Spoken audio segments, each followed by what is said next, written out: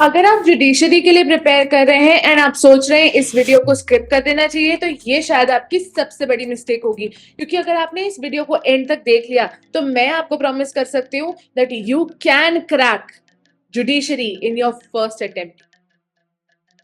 Hey guys, I am Chia, your mentor, and this is a foolproof plan, and I believe in that because मैंने इस चीज को follow किया है कई सारे एंट्रेंस एग्जाम्स के साथ एंड इट वर्क्स. आप भी अगर इसको बहुत अच्छे से फॉलो करते हैं तो 100% देर इज नो चांस कि आपको कोई भी डिफीट कर सकता है. देखो, judiciary is a marathon, it's not a sprint. ये बहुत छोटी बात नहीं है कि बहुत जल्दी खत्म हो जाएगा. जुडिशरी एक बहुत लंबा प्रोसेस है. जुडिशरी एग्जाम को क्रैक करना एक बहुत लंबा प्रोसेस है और उसमें बहुत सारा लगता है dedication, smart work, hard work और एंड व्हाट नॉट, एंड वो सब आप कर रहे हो. The only thing that is lacking in you is planning.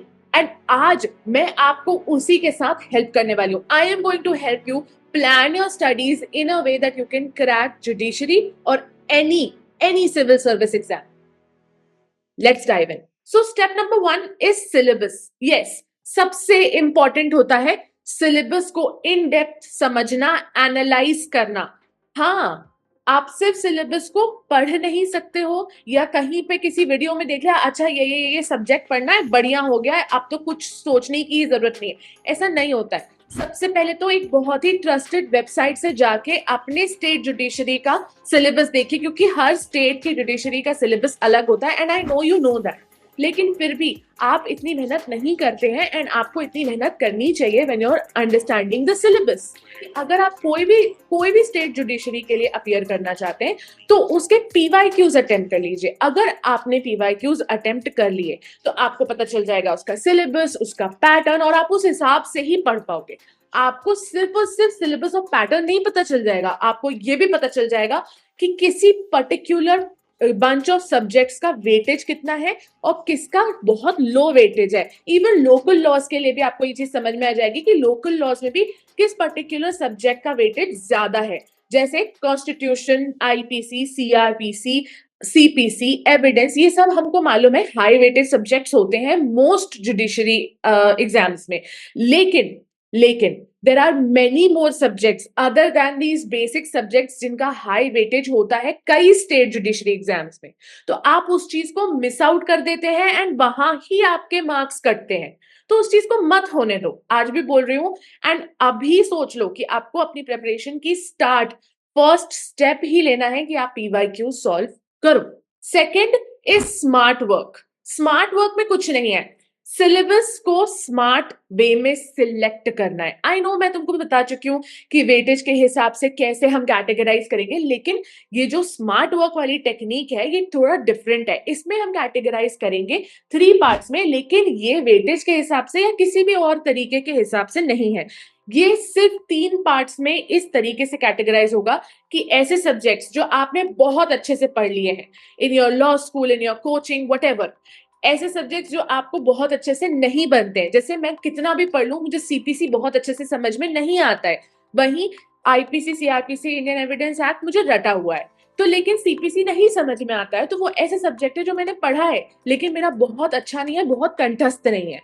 And the last stage is कि ऐसे सब्जेक्ट जो आपने कभी हाथ भी नहीं लगाए, जो मोस्टली शायद इसमें आपके सारे लोकल लॉज आएंगे अगर आप एक नए जुडिशरी एस्पिरेंट हैं तो. Third step is time management. Yes, आपको सिर्फ क्या करना है कि आपको प्लान करना है और उस हिसाब से समझना है कि आपको पर डे कितने घंटे देने हैं, किस सब्जेक्ट को देने हैं, क्या पढ़ना चाहिए, क्या नहीं पढ़ना चाहिए. And that is how I am going to help you today.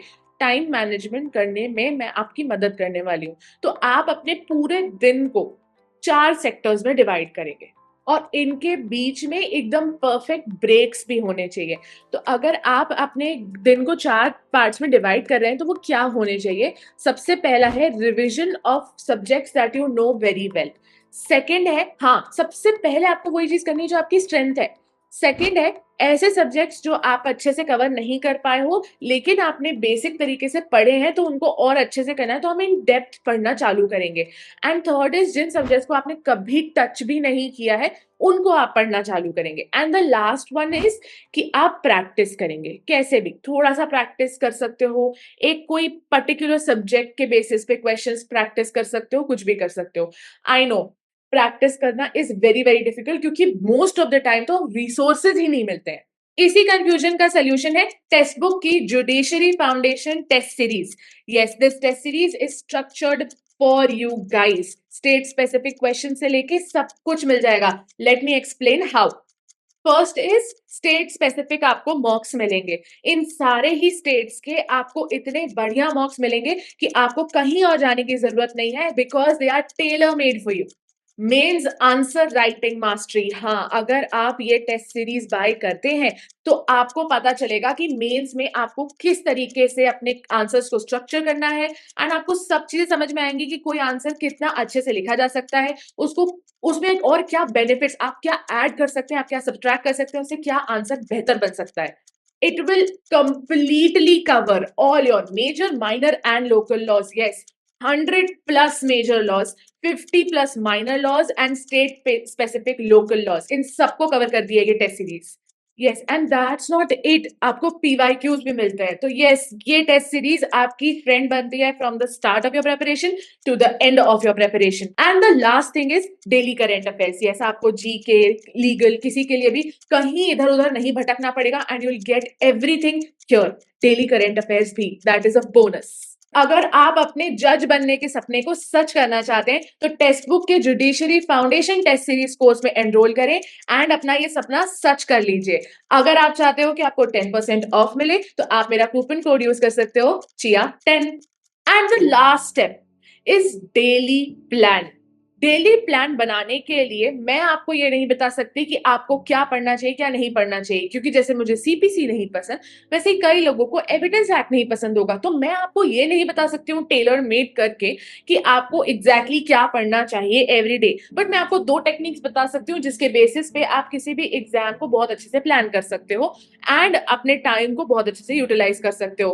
पहला है पोमोडोरो टेक्निक। तो उसमें ऐसा होता है कि आप चंक्स के लिए बिना डिस्ट्रैक्शन के पढ़ने बैठते हो। लेट मी एक्सप्लेन मैं कैसे करती थी। I used to sit for at least 3 hours without distraction. पहला सिटिंग जो होता था पढ़ाई का 3 आवर्स विदाउट डिस्ट्रैक्शन, एंड मैं पढ़ती जाती थी।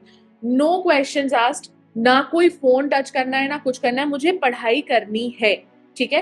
And then I used to take a 15 to 20 minutes break. Then I would come back and then I would study for approximately 4 hours. And 4 hours बिल्कुल बिना डिस्ट्रैक्शन के पढ़ने के बाद I would take a good long break, 30 minutes का break. And इसके बाद जब मेरा पूरा दिन खत्म हो जाता था तो मैं एक बार में प्रैक्टिस करने बैठती थी, एंड उसके लिए अगेन मैं 3 आवर्स तक बिना हिले बिना किसी डिस्ट्रैक्शन के पढ़ाई करती थी। Yes, this was 7 + 3 that is 10 hours of studies. अगर आप चाहो तो मैं नेक्स्ट वीडियो लेके आने वाली हूँ कि आप 10 आवर्स तक कैसे प्रोडक्टिव रह सकते हो। Therefore subscribe to this channel. The last technique जो आपको डेली प्लान करने में मदद करेगी वो ये है कि अगर आप बहुत उजड़ नहीं हो, आप बहुत नॉटी नहीं हो, आप इजीली डिस्ट्रैक्ट नहीं होते हो, एंड आप बहुत ज्यादा अच्छे बच्चे हो, आपने हमेशा पूरी निष्ठा से पढ़ाई की है, तो आप इसको फॉलो कर सकते हो। इस टेक्निक में कोई भी कुछ भी गलत नहीं है। पोमोडोरो में फिर भी कुछ गलत है कि आप थोड़ा तो डिस्ट्रैक्ट हो ही जाओगे।